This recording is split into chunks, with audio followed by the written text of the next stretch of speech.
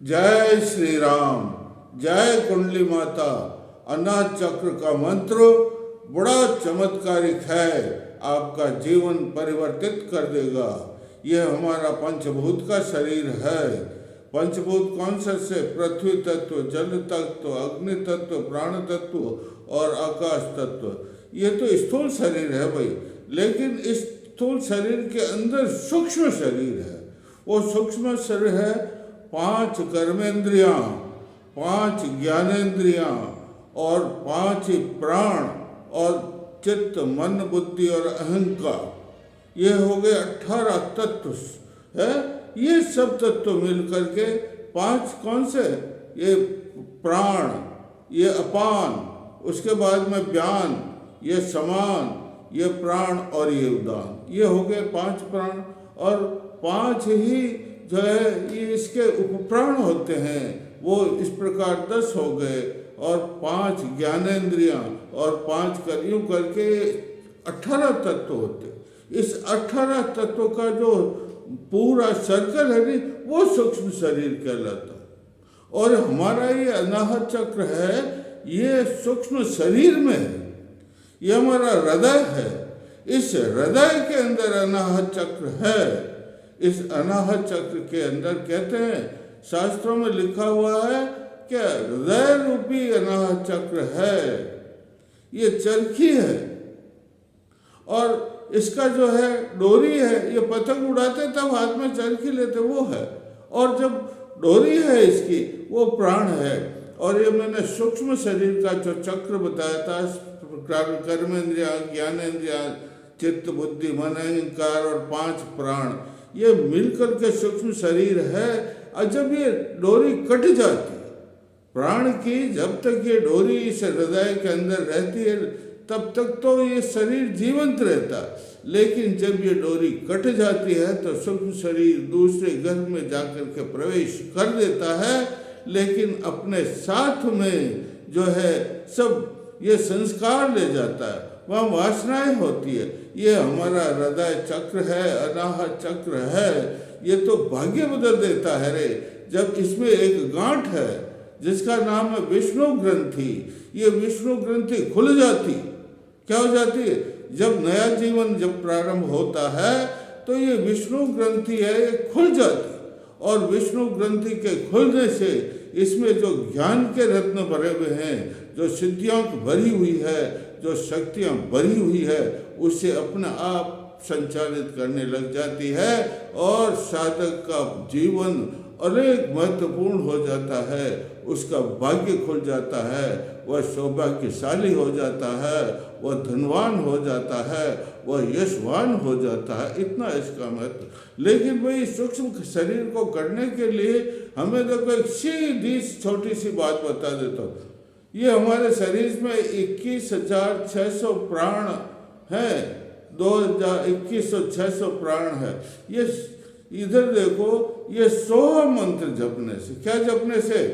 सिर्फ मंत्र जपना, आप कुछ नहीं करना है। दिन भर रात में 21,600 तो है चलते हैं 2 1 6 0 0, इतने ही प्राण रात दिन में चलते हैं रे। उन प्राणों को आप 100 मंत्र से जपना है।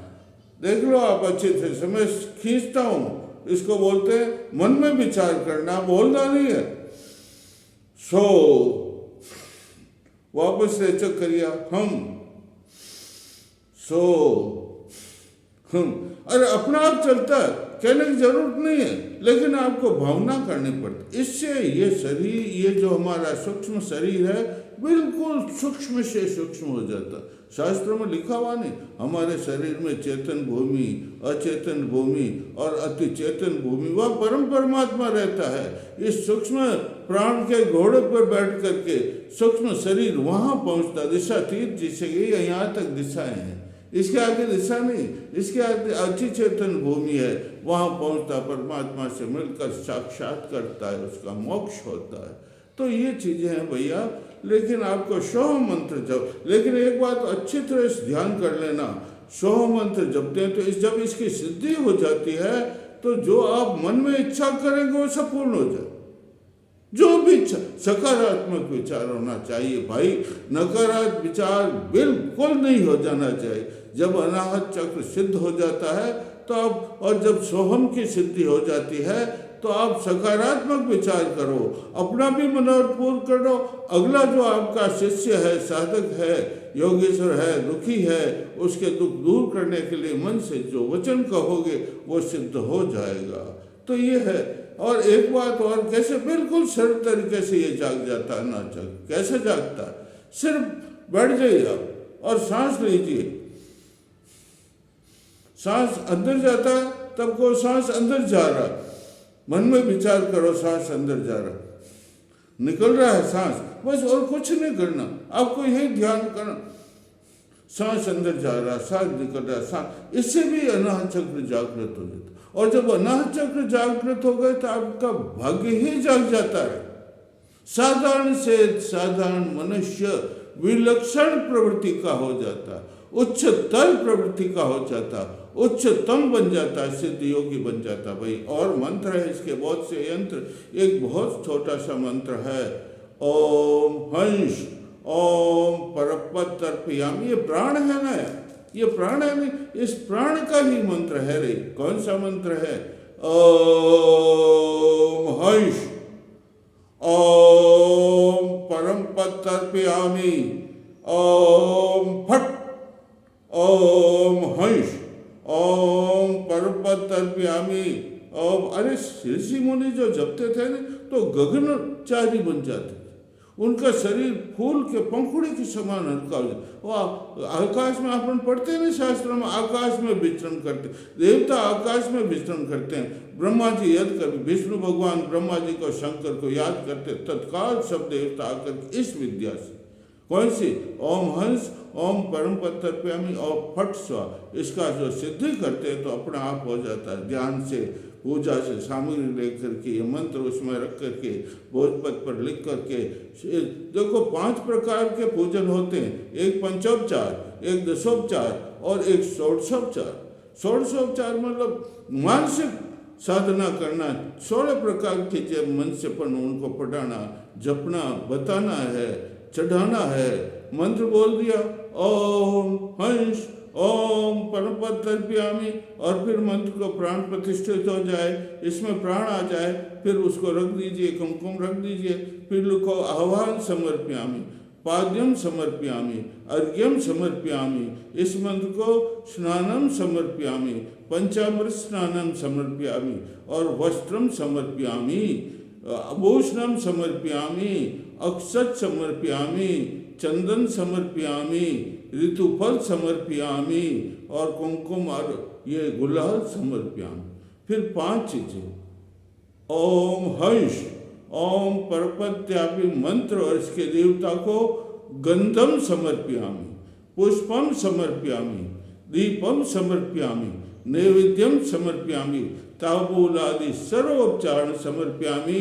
और सब घर के लोग फिर किस मंत्र, इसकी साधना, इसकी पूजा करो, और पूजा करके फिर पुष्पांजलि दो, यूं देना पार 7 बार करना है पूजा, और ये आपका मंत्र सिद्ध हो। और शांत कमरे में बिल्कुल विशुद्ध हो, एकांत हो, वहाँ पर ये मंत्र जपना भैया।